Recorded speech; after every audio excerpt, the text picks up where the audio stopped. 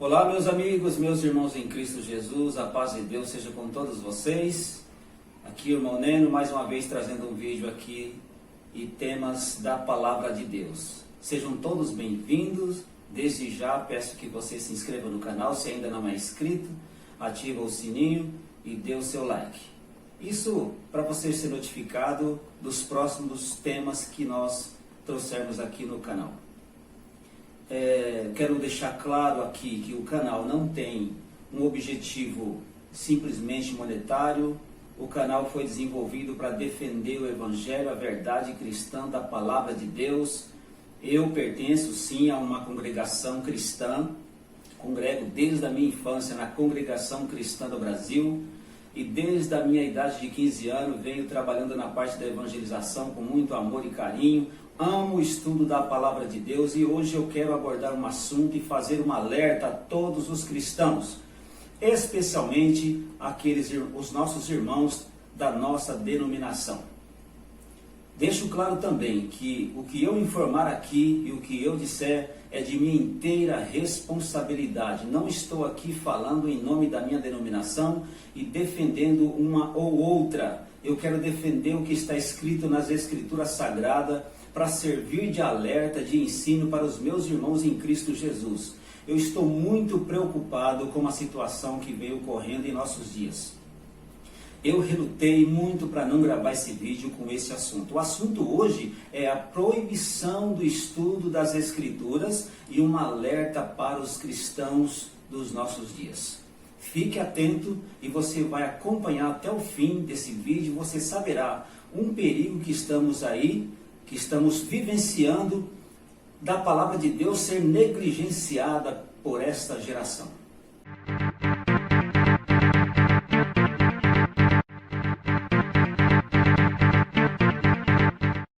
Eu quero dizer então que não estou aqui para defender e jamais difamar pessoas.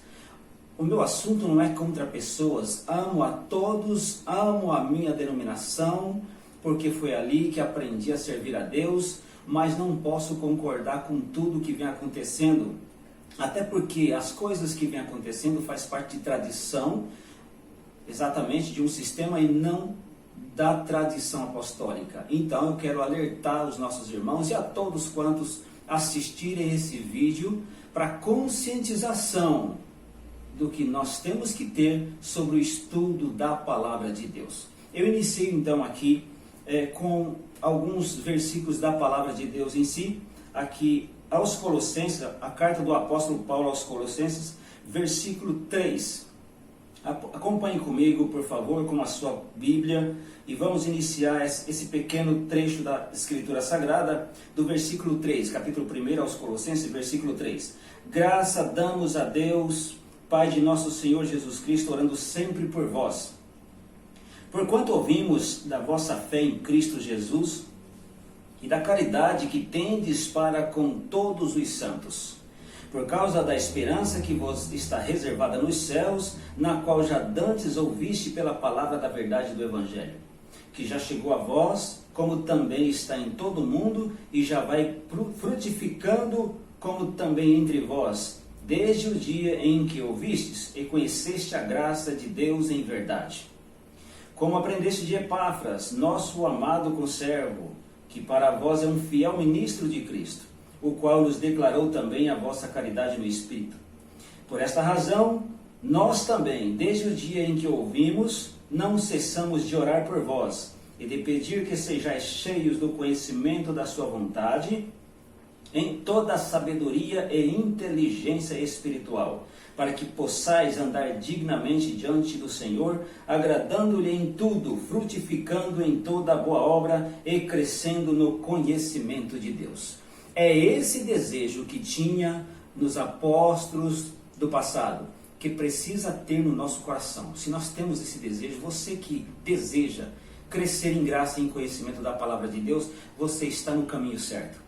E aqui nós vemos a preocupação dos apóstolos em ver uma igreja crescendo, frutificando e cheia do conhecimento da palavra de Deus. Mas isso só conseguiremos se lançarmos mão da palavra de Deus e estudarmos sistematicamente a palavra de Deus. Eu quero dizer que existe proibição de estudo bíblico, mas esse estudo não é um estudo aleatório. A igreja às vezes recomenda sim o estudo, mas um estudo aleatório. Cada um entende os temas ao seu bel prazer. Você entende de uma forma, outro de outra. Isso não é bom para uma igreja, porque a teologia, e quero já deixar claro que teologia não é coisa má. Teo significa Deus, logia, estudo da palavra de Deus. Então, se a teologia é consistente, ela é uniforme, a evangelização também o é. Mas se a teologia, se o estudo da palavra de Deus for conflituoso, ou seja, interpretações equivocadas, e cada um entende a sua forma, essa evangelização também não será eficiente. Lembrando de um versículo que o apóstolo Paulo sempre disse, ainda lá, quando escrevia para a igreja de Corinto: rogo, irmãos, em nome de nosso Senhor Jesus Cristo, que todos digais uma mesma coisa e que não haja entre vós dissensões, para dizermos uma coisa só, para sentirmos uma mesma coisa. Aquilo que Cristo disse na oração: rogo, Pai, que todos eles sejam um, como eu e tu somos um. E para isso acontecer, precisamos quebrar essa barreira, esse preconceito de que estudar a palavra de Deus é coisa da carne e é coisa de seita. Só poderemos pensar de uma mesma forma, sentir uma mesma coisa e sermos um em Cristo, se lermos e entendermos uma mesma coisa. E eu quero então, fiz questão de escrever aqui a introdução da minha fala, eu digitei aqui para não incorrer em erros, mas a minha preocupação está exatamente aqui. E cito também um versículo do apóstolo São Pedro que escreveu na primeira carta a Pedro, capítulo 3, versículo 15. Antes santificai a Cristo como Senhor em nossos corações e estáis sempre preparados para responder com mansidão ou temor a qualquer que vos pedir a razão da esperança que há em vós. 1 Pedro 3,15. A palavra de Deus nos ensina que devemos estar preparados para responder com mansidão a razão de nossa esperança, ou seja, a razão de nossa fé, a fé que seguimos. Você, meu irmão, já foi interrogado alguma vez por alguém que não seja da mesma fé sobre sua religião, o porquê você acredita na doutrina que segue? É uma pergunta. Já foi surpreendido com algumas dessas perguntas e não teve resposta? Talvez você até tentasse responder, mas se sentiu inseguro e percebeu que a sua resposta que a pessoa não foi convencida com a sua resposta. É uma sensação muito ruim quando somos interrogados sobre a nossa fé e doutrina da qual pertencemos e não temos resposta. Pois então, isso ainda acontece com muitas pessoas que dizem ser cristã, mas não conseguem responder às questões básicas de sua fé. Vivemos num tempo em que nossa juventude, em sua maioria, não consegue discorrer em temas bíblicos e não estão preparados a convencer outros jovens sobre sua fé. Como poderia alguém convencer a outrem de algo que ele mesmo ou ela mesma não conhece? Talvez a igreja a que pertencemos não valorizam o estudo bíblico e os membros ficam estéreis no conhecimento, infrutíferos na fé. Não conseguem evangelizar outras pessoas e levá-las a Cristo, pois sua crença está baseada apenas na tradição de pais e antepassados. Não podemos ser um crente apenas por tradição. Não podemos correr o risco de sermos enganados pelos homens com suas vãs filosofias e nos tornarmos uma presa fácil na mão do nosso inimigo. Por isso o apóstolo Pedro exortava a igreja da necessidade de estar sempre preparados a responder não só a leigos, mas a qualquer pessoa, seja idouta, seja intelectuais. Para isso, é preciso que sejamos conscientes da importância do estudo bíblico em nossa igreja. O ensino de que o cristão não precisa estudar as Escrituras deve ser refutado, pois a própria palavra de Deus recomenda o estudo bíblico quando lemos: errais não conhecendo as Escrituras nem o poder de Deus. Mateus 22, versículo 19. O crente que crê ser a Bíblia a palavra de Deus, única regra de fé e prática para o cristão, deve atender à recomendação do apóstolo Pedro de estar preparados para responder com mansidão e temor a qualquer um que pedir a razão da nossa esperança e satisfatoriamente o conhecimento da palavra de Deus para se defender dos ataques sutis dos sectários daqueles que não aceitam a fé cristã. Geralmente, quando um cristão não sabe responder os argumentos dos sectários por falta de ler e conhecer as Escrituras, tem sempre a mesma resposta: eu sei, mas não sei responder. Essa é uma prova clara que desconhece a razão de sua fé. Bom seria se todo cristão conhecesse profundamente a razão de sua fé e crença, mas infelizmente muitos não são capazes de definir nem defender a sua fé e crença. Alguns motivos que levam alguns cristãos não se interessar pelo estudo das Escrituras. E aqui vamos abordar 2 deles apenas. Ouve-se então muitas pregações de que a letra mata e o espírito vivifica. Eu tenho certeza que você já ouviu isso em muitas vezes nos púlpitos. Esse assunto já foi debatido na internet, já foi divulgado. Todo mundo sabe que Paulo, no capítulo 3 da primeira carta a Coríntios, ele não fala do estudo bíblico aqui em momento algum, porque o mesmo apóstolo Paulo, ele defendia os estudos das Escrituras. E como poderia ele dizer que a letra das Escrituras mata, uma vez que ele ensinou a Timóteo assim: Timóteo, persista em ler. Ora, se a letra mata, agora Paulo ensina o seu cooperador a persistir em ler. Então, o versículo 5 do capítulo 3 da segunda carta a Coríntios, quero ler para vocês entenderem que aqui não se trata de ler a Bíblia, mas foi usado muitas vezes esse texto para desmotivar o estudo da palavra de Deus. Paulo disse assim: não que sejamos capazes por nós de pensar alguma coisa como de nós mesmos, mas a nossa capacidade vem de Deus, o qual nos fez também capazes de ser ministros do Novo Testamento, não da letra, mas do Espírito, porque a letra mata e o Espírito vivifica. Versículo 7. Se o ministério da morte gravado com letra em pedras veio em glória de maneira que os filhos de Israel não podiam fitar os olhos na face de Moisés, por causa da glória do seu rosto, a qual era transitória, como não será de maior glória o ministério do Espírito? Veja, aqui ele fala de 2 ministérios, o gravado com letras em pedras e o ministério do Espírito. Nada mais é do que o velho concerto e o novo concerto. Não se trata de estudo da palavra aqui. Mas tem um outro texto que lançam mão também e interpretam totalmente fora do contexto para desmotivarem o estudo da palavra. Diz que Paulo considerou a sua sabedoria como esterco. E ao dizer isso para uma igreja, está desmotivando as pessoas. Já que Paulo era um homem sábio e ele considerou aquilo como esterco, por que eu busco sabedoria então? Veja o que Paulo diz, que não vai estar aqui a palavra sabedoria. Circuncidado, capítulo 3 aos Filipenses, versículo 5. Circuncidado ao 8º dia, da linhagem de Israel, da tribo de Benjamim, hebreu de hebreus, segundo a lei fui fariseu, segundo o zelo perseguidor da igreja, segundo a justiça que há na lei irrepreensível. Mas o que para mim era ganho, reputei por perda por Cristo. E na verdade tenho também por perda todas estas coisas, pela excelência do conhecimento de Cristo Jesus meu Senhor, pela qual sofri a perda de todas estas coisas, e as considero como esterco. O que Paulo está considerando como esterco? Sabedoria? A algum momento lemos aqui a palavra sabedoria? Não. Ele considerou o status, aquele privilégio, circuncidado ao 8º dia, da linhagem de Israel, da tribo de Benjamim, da seita mais severa da época, ser fariseu, perseguidor da igreja. Ele não entendia, quando lia a Torá, quando lia o Velho Testamento, os mistérios. Então, aquele privilégio de ter capacidade de formação, e com isso ele atacava a igreja, porque ele achava que a igreja de Cristo, quando nasceu, era uma heresia. Então ele está dizendo que aquele privilégio de ser circuncidado ao 8º dia, de pertencer a uma tribo, a tribo de Benjamim, da qual veio o primeiro rei, essas coisas ele as considerou como esterco, e nunca há sabedoria. Tanto que o apóstolo Tiago diz isso: se alguém tem falta de sabedoria, peça a Deus e Deus dá liberalmente, não lance em rosto. A sabedoria de Paulo, tanto que foi útil depois na sua evangelização. Então esses textos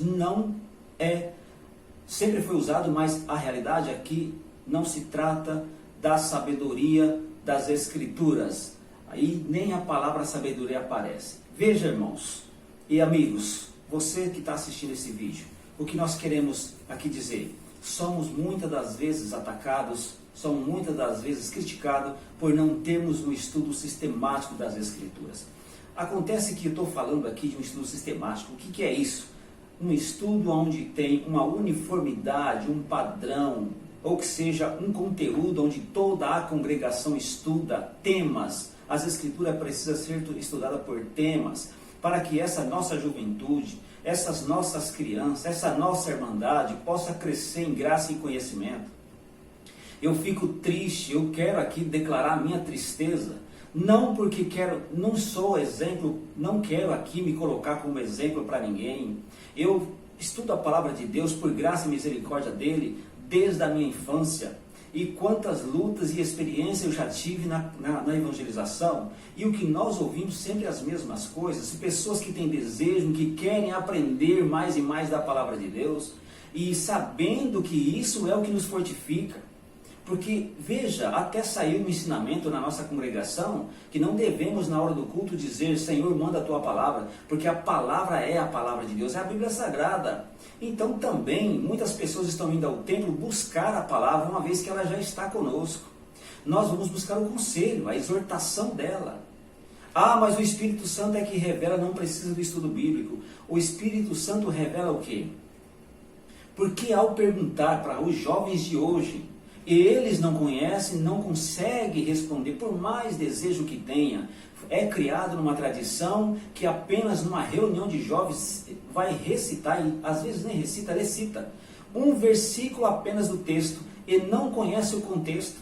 Imagina você, irmão cooperador de jovem, o ministério em si, eu estou dizendo aqui para todos, será que os nossos jovens, com essa modernidade, com essa tecnologia tão avançada, eles que são tão inteligentes, será que realmente eles estão crescendo em conhecimento?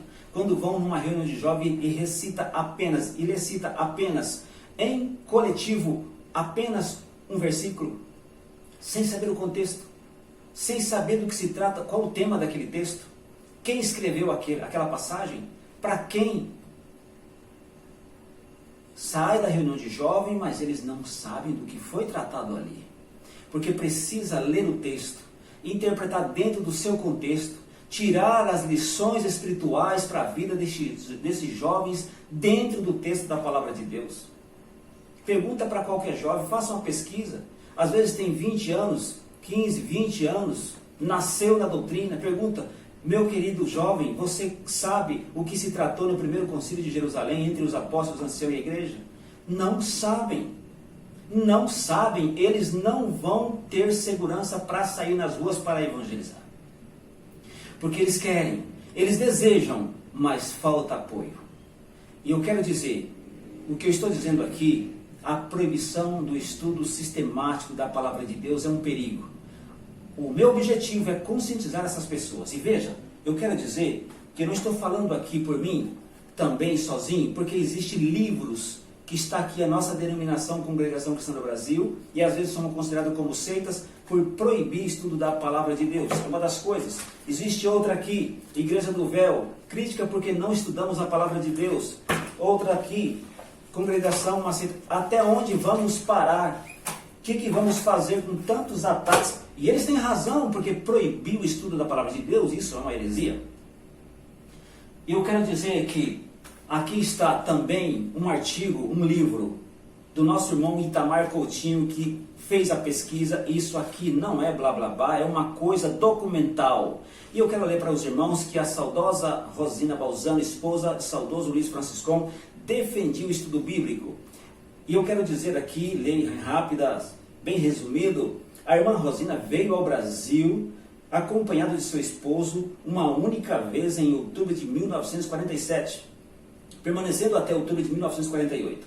Chegaram de avião e retornaram de navio para o Rio de Janeiro. Poucos sabem disso nos dias de hoje, e na época também poucos souberam. Mas esta irmã, junto com algumas outras companheiras, eram responsáveis pela Escola Bíblica Dominical, organização e ministração de aulas bíblicas aos jovens e crianças nas congregações.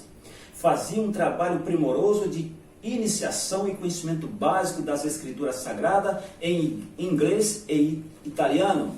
Nessa viagem, trazendo com ela todo o planejamento com muito carinho, tentou iniciar aqui a Escola Bíblica Dominical.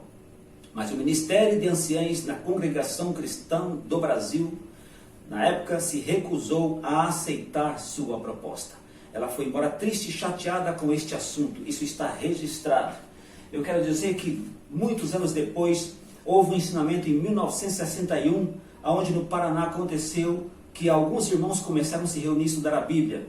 E o resultado veio um ensinamento proibindo isso. O servo de Deus que atende a congregação trouxe-nos a notícia sobre rebelião promovida por um pequeno grupo de pessoas que eram nossos irmãos, porém se deixaram iludir pelo adversário. Começaram a estudar materialmente a Bíblia, tendo sido tomados por um espírito de engrandecimento que os leva a menosprezar os servos de Deus. Blasfemam contra a sã doutrina e contra as coisas santas de Deus, utilizando-se também da liberdade de se levantar perante o povo para lançar doutrinas totalmente estranhas, intentando dividir a obra de Deus. Esse fato aconteceu há muitos anos atrás. Eu não quero eu não sou testemunha, mas aqui está registrado um documento da igreja. O que aconteceu? Houve-se uma reunião porque não poderia isso continuar. Esse grupo reunindo e estudando a palavra de Deus. Na minha opinião, o ministério poderia aconselhá-los e até mesmo promover ou estabelecer um estudo para esse jovem, para essa irmandade, ao invés de proibir. Mas o que aconteceu? Tendo sido chamados e admoestados diversas vezes pelos irmãos anciãos, não acataram e não se humilharam. Antes continuaram a promover a dissolução no meio da irmandade. Em reunião, o Conselho de Irmãos Anciãos, realizado em 25 de março de 1964, deliberou-se fazer uma circular excluindo essas pessoas, nome por nome, de membro da Irmandade da Congregação. 10 anos depois, 1971, numa assembleia de 5 a 9 de abril de 1971, há servos que interpretam como uma proibição de estudo a parte da palavra que diz, ou muito estudar em fado da carne. Não é proibido estudar. Nesta reunião é dado esclarecimento a todos. O que não podemos fazer é estudar a palavra de Deus. Quanto ao estudar para ampliar os conhecimentos na parte material, em nossa profissão e outras atividades, é coisa boa e proveitosa. Irmãos, isso dói. Está claro. Estudo para ampliar o conhecimento na parte profissional, ok. Mas a palavra de Deus, não. Recentemente, eu pedi um conselho a um ancião da nossa região. Posso fazer um estudo bíblico com os novos convertidos? Até Deus deu a graça de evangelizá-los, eles querem continuar. A resposta foi não, não podemos. Meus irmãos, eu não quero citar nome, não estou para difamar, mas a verdade é, igreja, busca de Deus, peça a Deus, alerta-te, porque está em jogo os nossos filhos, nossas crianças, a nossa irmandade. Precisamos nos reunir. Adquire uma Bíblia, adquire um dicionário, começa a ler, se envolver e começa a evangelizar. 3 coisas você precisa fazer durante a sua vida cristã. Porque isso demonstra que você realmente nasceu de novo. Você precisa orar, você precisa ler as Escrituras e você precisa ganhar alguém para Cristo. Se essas 3 coisas não acontecerem na sua vida, se pergunta a si mesmo, será que nasci de novo? O crente precisa ter compaixão, ele precisa chorar, ele precisa se lamentar, porque não dá para ver tantas e tantas pessoas na cegueira, sem conhecimento. A evangelização, o evangelho precisa impactar as pessoas. Nós estamos vendo uma igreja acomodada, de braços cruzados, porque creram numa crendice de predestinação fatalista, que a obra de Deus ele faz tudo, e os que já são predestinados para salvar, eles já estão lá, e os que não vão, já está tudo decretado, e não é isso que o Evangelho ensina. O Evangelho de nosso Senhor Jesus Cristo ensina que devemos ir, fazer discípulos a todas as nações. Como crerão se haver quem pregue? Está lá em 10 de Romanos. Como vão pregar sem conhecer a palavra de Deus? Por que não podemos nos reunir para estudar a palavra de Deus, colocar os temas, ensinar esse jovem a abordar o sectarismo? Eu não sou sectarista, eu não sou exclusivista, aliás, não sou exclusivista. Todas as congregações cristãs que têm os mesmos artigos de fé os consideram como irmãos em Cristo, mas não apoio seitas. E para dizer bem claro, seita é aquelas que desconsidera, que não crê nos artigos de fé que está lá, inclusive na contracapa do nosso dicionário. Aqueles que não acreditam nas verdades centrais da fé. Então, eu também tenho comunhão com esses irmãos. O sectarismo não é bom, o exclusivismo não é bom. Veja, se nós aplicarmos isso hoje, nossas crianças, nossa juventude começar a ter prazer em se reunir, debater os temas da palavra de Deus, serão fortificados, serão fortalecidos, terão casamentos sólidos, criarão seus filhos na doutrina, serão ensinados a defender a sua fé, estarão preparados para sofrer, inclusive, perseguições pelo amor da verdade, e não simplesmente defender uma tradição, mas defender o evangelho genuíno. Cuidemos para que amanhã não sejamos decepcionados e vítimas de um sistema que ocultamente está proibindo reuniões para estudar a palavra de Deus. Não tenho o que dizer. Precisa isso ser divulgado. Nossa irmandade precisa ser conscientizada. O mundo, dizem aí fora, o mundo está em violência, o desamor, a falta de compreensão, conflito, o homem está conflitando consigo mesmo, poder contra poder, os poderes em conflitos. Por quê? E às vezes, quando falam da criminalidade, porque falta instrução para as crianças, para os jovens, um estudo que dê a eles condições de ser um bom cidadão. Será que a destruição dos casais, as famílias que estão se desfazendo, as crianças que estão sendo envolvidas em tantas coisas, em drogas, homossexualismo, lesbianismo, tantas coisas de pecado que a Bíblia condena, será que não está faltando incentivo e uma proteção, um apoio para que esses nossos filhos sejam motivados, engajados no estudo da palavra de Deus? Eu tenho certeza, você jovem que me ouve, o dia que você experimentar o sabor espiritual de convencer um outro jovem para a fé cristã, você vai querer convencer outro. E esse outro será um discípulo que vai fazer um outro discípulo. Daqui a pouco tem um grupo de jovens muito grande saindo pelas ruas evangelizando Cristo, evangelizando a verdade. Mas enquanto isso não acontece, enquanto o estudo das Escrituras é ignorado, é menosprezado, teremos uma igreja infrutífera. Meu irmão, minha irmã em Cristo Jesus, eu espero que você tenha entendido este alerta. Que Deus abençoe você, sua família, a sua congregação, a sua igreja onde você congrega.